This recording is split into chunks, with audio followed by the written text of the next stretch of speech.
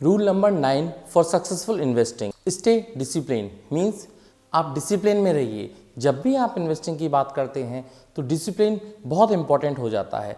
आइए जानते हैं अगर आप डिसिप्लिन में रहते हैं तो आपको क्या क्या बेनिफिट होते हैं। Number 1, consistency. आप रेगुलरली अपने SIPs या फिर स्टॉक में इन्वेस्टिंग जारी रखिए, जिससे आपको लॉन्ग टर्म में रुपी कॉस्ट एवरेजिंग का बेनिफिट मिल जाता है। और डिसिप्लिन ही आपको फोकस करता है, डिसिप्लिन से ही आप अपने इन्वेस्टमेंट प्लान या फिर फाइनेंशियल प्लान को फॉलो कर सकते हैं और अवॉइड कर सकते हैं मार्केट में जो इम्पल्सिव रिएक्शंस होते हैं या फिर जब मार्केट गिरती है जो इम्पल्सिव हम डिसीजन ले पाते हैं उनको। डिसिप्लिन से ही हम हमारे इमोशंस को कंट्रोल कर पाते हैं, जिससे कि हम गलत डिसीजन ना ले जाएं या फिर गलत डिसीजन ना ले पाएँ। जैसे अभी मार्केट डाउन है तो हम सोचते हैं कि हम सेल कर दें, बट ये एक शॉर्ट टर्म वॉलेटिलिटी है जो कि समय के साथ चली जाएगी। अगर मैं बेचता अपने पोर्टफोलियो को तो लगभग मेरा 20 से 22% पोर्टफोलियो डाउन था।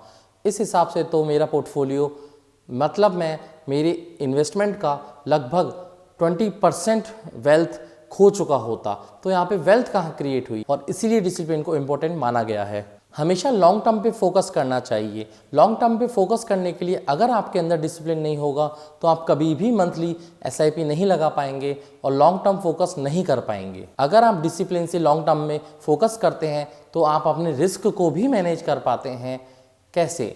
रिस्क को मैनेज ऐसे कर पाते हैं कि अगर आप किसी स्टॉक में सपोज कीजिए SIP करते हैं और आपने उसको ज़्यादा भाव पे ले लिया है तो आप उसे कभी ना कभी कम भाव पे भी लेंगे, तो फिर आपका स्टॉक एक एवरेज वैल्यू निकल के आ जाएगी, जिससे आपको रुपी कॉस्ट एवरेज भी हो जाती है और उससे आपको बेनिफिट मिलता है। डिसिप्लिन से आपको अपने गोल अचीव करने में मदद मिलती है और आप अपनी राह से नहीं भटकते हैं। जैसे कि मान लीजिए कोई टाटा पंच लेने जाता है और उसे पसंद आ जाती है टाटा नेक्सॉन, जबकि उसका बजट है टाटा पंच, तो वो जैसे तैसे सोचता है कि मैं टाटा नेक्सॉन ले लेता हूँ, एक बार ही तो पैसे लगेंगे, फिर तो 5-10 साल की गई हमारी कार आ जाएगी। बट ऐसा नहीं होता। जब भी आप फाइनेंशियल प्लान करें तो stick to your financial plan. जैसे कि आपको 10 लाख की अगर पंच लेनी है तो स्टिक टू योर गोल और stick to your car. Means आप टाटा पंच ही लें, नहीं तो आपका पूरा बैलेंस बिगड़ता है। और इसी प्रकार से स्टॉक में होता है।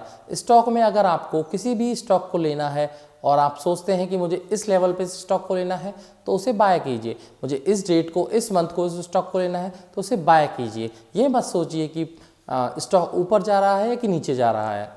डिसिप्लिन ही होता है जो आपके परफॉर्मेंस को इम्प्रूव कर पाता है। कैसे? आइए जानते हैं। स्टडी बताती है कि जितने भी डिसिप्लिन इन्वेस्टर हैं उन्होंने आउट परफॉर्म किया है उन सभी इन्वेस्टर से जो कि इम्पल्सिव बिहेव या फिर इम्पल्सिव रिएक्शन करते हैं इन द मार्केट करेक्शंस में। डिसिप्लिन से अल्टीमेटली होता क्या है? डिसिप्लिन से होता है आप एक इन्फॉर्म डिसीजन ले पाते हैं, आपका थॉट प्रोसेस बिल्ड होता है और आप इम्पल्सिव डिसीजन मार्केट करेक्शन में नहीं ले पाते हैं, जिससे बेनिफिट आपको ये मिलता है कि आप बेटर फाइनेंशियल आउटकम निकाल पाते हैं। और रूल नंबर 9 यहीं पर समाप्त होता है। आगे हम मिलते हैं रूल नंबर 10 में। आशा करूँगा आपको मेरे वीडियो पसंद आ रहे होंगे। अगर आपको मेरे वीडियो पसंद आ रहे हैं तो प्लीज़ प्लीज़ प्लीज़ इनको लाइक कीजिए, शेयर कीजिए, सब्सक्राइब कीजिए। जय हिंद।